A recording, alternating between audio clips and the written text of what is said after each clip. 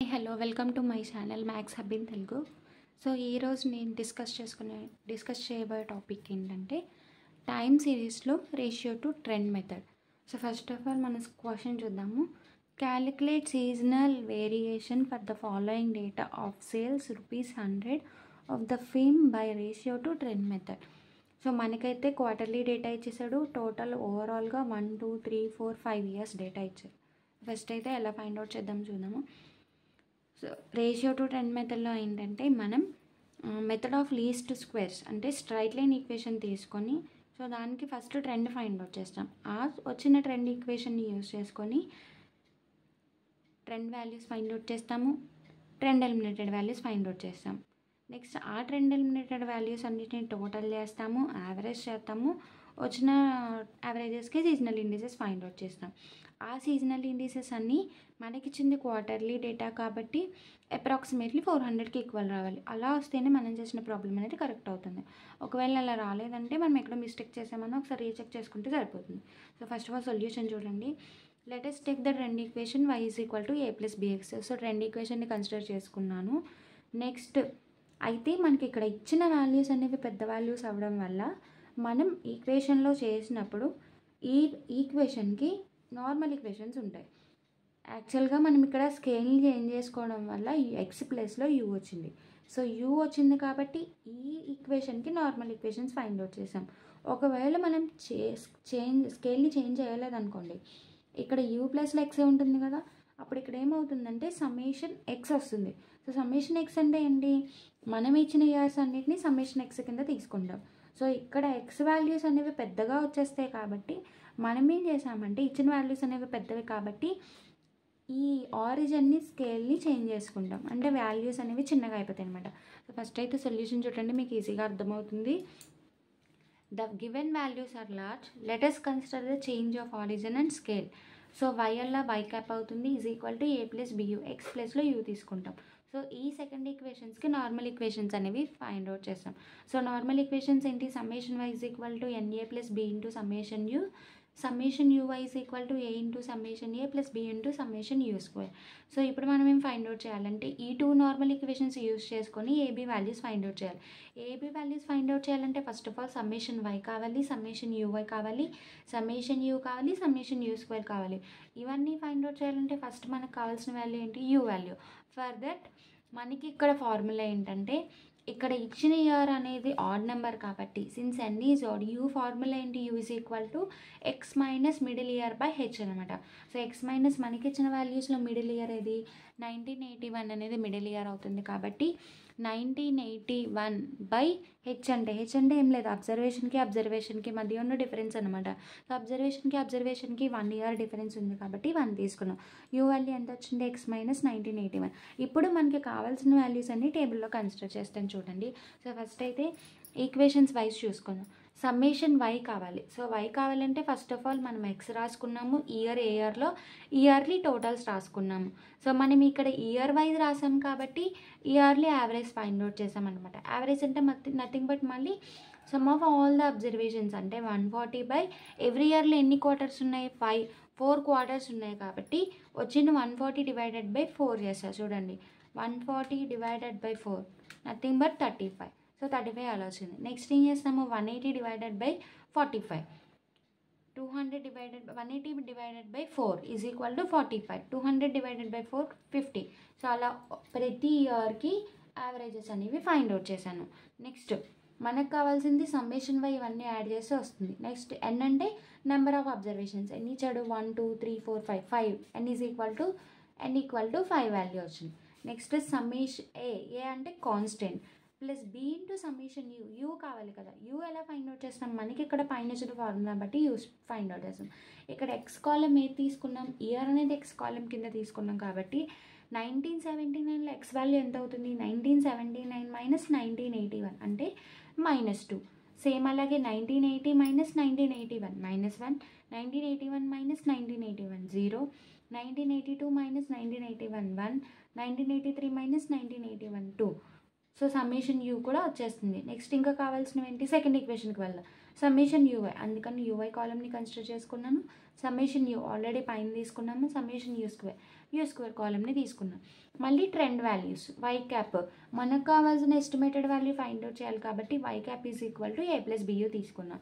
Next చూడండి, ఇక్కడ వరకు ఫైండ్ అవుట్ చేసాం కదా. యూవై అంటే నథింగ్ బట్ ఈ 2 కాలమ్స్ని మల్టిప్లై చేస్తాం. 35 × -2 is equal to -70, 45 × -1 is equal to -45, 50 × 0 0, 65 × 1 65, 85 × 2 170.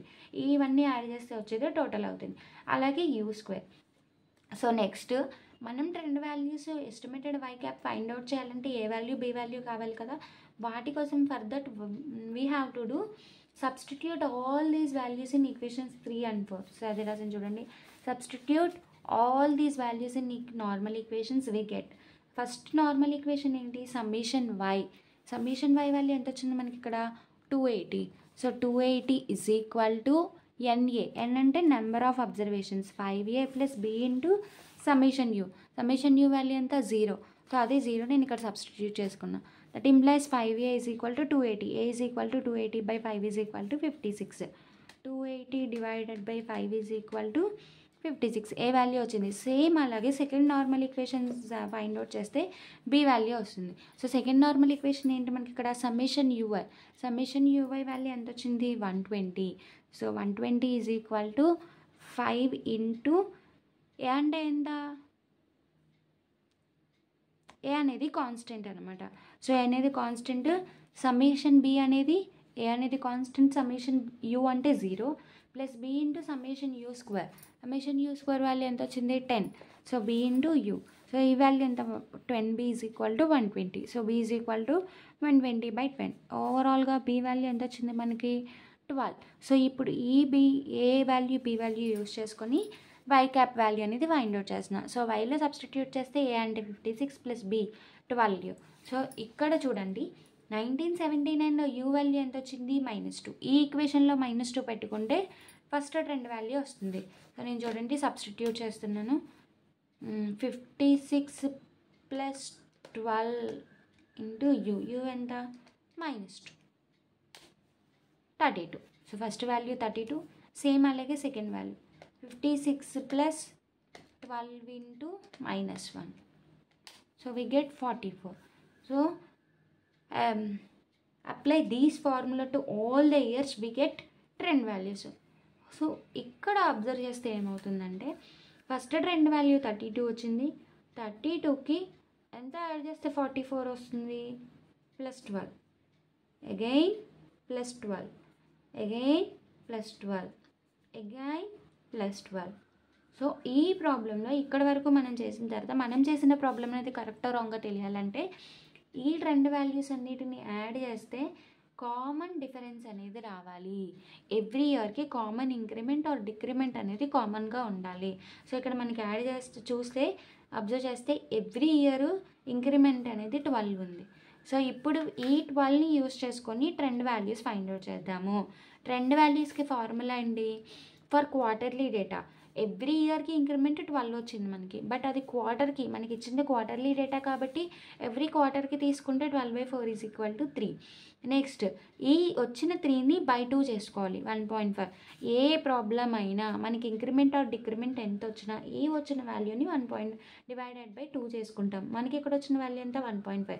So ఇక్కడ జాగ్రత్తగా అబ్జర్వ్ చేయండి, మెయిన్ ఇంపార్టెంట్ ఇక్కడే ఈ వాల్యూ ఎలా తీసుకుంటాం అనేది మెయిన్ ఇంపార్టెంట్ అనమాట.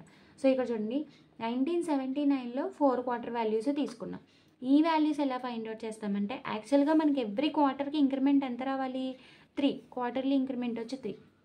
అంటే ఫస్ట్ ఇయర్ 1979లో ఫస్ట్ క్వార్టర్ నుంచి సెకండ్ క్వార్టర్కి ఇంక్రిమెంట్ ఎంత ఉండాలి 3 ఉండాలి. అలాగే సెకండ్ క్వార్టర్ నుంచి థర్డ్ క్వార్టర్కి 3 ఉండాలి. అలాగే థర్డ్ క్వార్టర్ నుంచి ఫోర్త్ క్వార్టర్కి 3 ఉండాలి. బట్ ఎక్కడ మనం వాల్యూ స్టార్ట్ చేయాలి, ఏ వాల్యూతో స్టార్ట్ చేయాలనేది మెయిన్ ఇంపార్టెంట్ అనమాట. సో ఇక్కడ మనం వచ్చిన క్వార్టర్ డేటాని by 2 చేసాం కదా, ఈ 1.5ని ఇక్కడ వచ్చిన ట్రెండ్ వాల్యూస్లో స్టార్టింగ్ వాల్యూ ఎంత ఉంటుందో ఆ వాల్యూకి యాడ్ చేసి థర్డ్ క్వార్టర్లో వేస్తాము, మైనస్ చేసి సెకండ్ క్వార్టర్లో వేస్తాం. ఇక్కడ వచ్చిన వాల్యూ ఎంత 32కి 1.5ని యాడ్ చేసి థర్డ్ క్వార్టర్లో వేయాలి. అలాగే 32కి మైనస్ సబ్ట్రాక్ట్ చేసి సెకండ్ క్వార్టర్లో రిప్రజెంట్ చేసుకుంటాము. సో చూడండి 32 + 1.5 33.5. సేమ్ అలాగే 32 - 1.5 35. సో ఇది సెకండ్ క్వార్టర్లో రిప్రజెంట్ చేస్తా. ఇక్కడ నుంచి ప్రొసీజర్ అంతా కామనే. ఎవ్రీ క్వార్టర్కి ఇంక్రిమెంట్ 3 కాబట్టి థర్డ్ క్వార్టర్ వాల్యూకి 3 యాడ్ చేస్తే వచ్చేది ఫోర్త్ క్వార్టర్ వాల్యూ. సో 33.5కి 3 యాడ్ చేస్తే ఎంత వస్తుంది? 36.5. 36.5కి 3 యాడ్ చేస్తే నెక్స్ట్ క్వార్టర్ అంటే నెక్స్ట్ ఇయర్కి వెళ్ళిపోతుంది. అందుకే 1980లో ఫస్ట్ క్వార్టర్ వాల్యూ 39.5. అగైన్ 3 అలా లాస్ట్ వరకు 3 యాడ్ చేసుకుంటూ వెళ్తాం.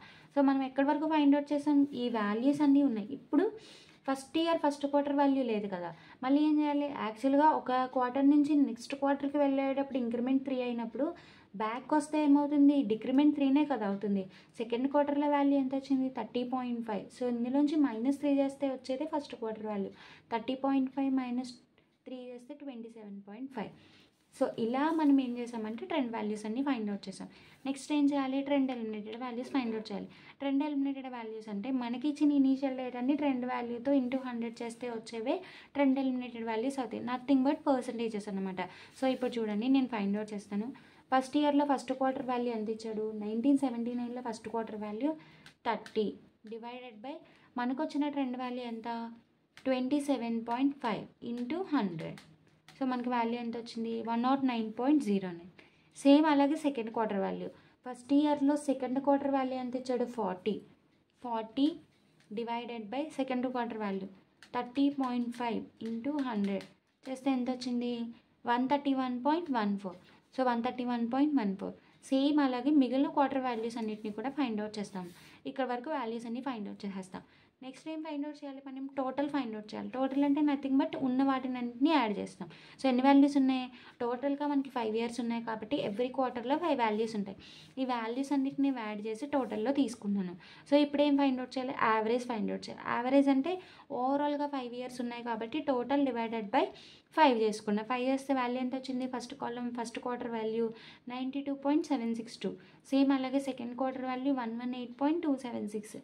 Same third fourth value 4 quarter values వచ్చేసాయి. నెక్స్ట్ ఈ వాల్యూస్ అన్నిటిని యాడ్ చేస్తే మనకి వాల్యూ ఏమవుతుందంటే అప్రాక్సిమేట్లీ 400 రావాలి. బట్ 400 రాలేదు, 400 కన్నా ఎక్సైడ్ అయిపోయింది. సో చెక్ చేస్తాను చూడండి. 92.762 plus 118.276 plus 102.924 plus 89.15. So value ఎంత వచ్చింది? 403.112. సో 403.112 అనేది 400 కన్నా పెద్ద వాల్యూ కాబట్టి కే అనే కరెక్షన్ ఫ్యాక్టర్ని ఫైండ్ అవుట్ చేస్తాం. Indices obtained are adjusted. దేంతో అడ్జస్ట్ చేస్తాము? కే అనే కరెక్షన్ ఫ్యాక్టర్తో అడ్జస్ట్ చేస్తాము. So K is equal to formula ఏంటంటే 400 divided by quarterly total of quarterly indices.